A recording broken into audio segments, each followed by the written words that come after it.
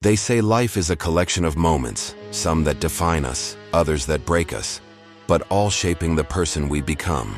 For a young man named Julian, life was once an endless celebration, a gilded cage built from inherited wealth.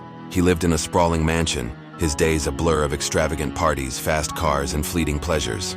His world was populated by a crowd he called friends, their loyalty as superficial as the champagne they drank. They laughed at his jokes, admired his possessions, and basked in the glow of his fortune, never once seeing the man behind the money. Life was easy, a perfectly curated existence where every desire was met, and the concept of hardship was a foreign language. Then in the blink of an eye, the gilded cage shattered. A sudden, cruel twist of fate took his parents, and with them, the empire they had built. The fortune, once thought to be boundless, evaporated under the weight of unforeseen debts and bad investments. As the money vanished, so did his friends. The laughter died down, the calls went unanswered, and the mansion grew silent and empty. Julian found himself utterly alone, a ghost haunting the halls of his former life. The transition from a world of plenty to one of absolute destitution was a brutal awakening, stripping away everything he thought he knew about himself and the people around him.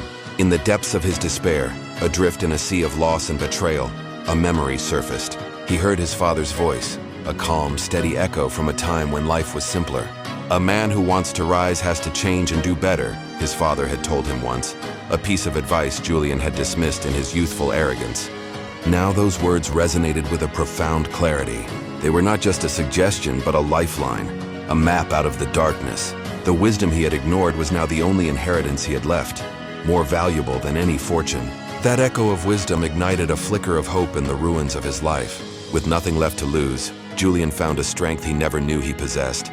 He shed the skin of the privileged boy and embraced the difficult path of a man determined to rebuild. The journey was arduous, filled with menial jobs and humbling lessons. He learned the value of a hard-earned dollar and the true meaning of friendship, found not in lavish parties but in shared struggles. He was starting over, not just to reclaim what was lost, but to forge something new, something real. Because sometimes the only way to truly find yourself is to start over in a different way, building a life not on a foundation of gold, but on the solid ground of character and resilience.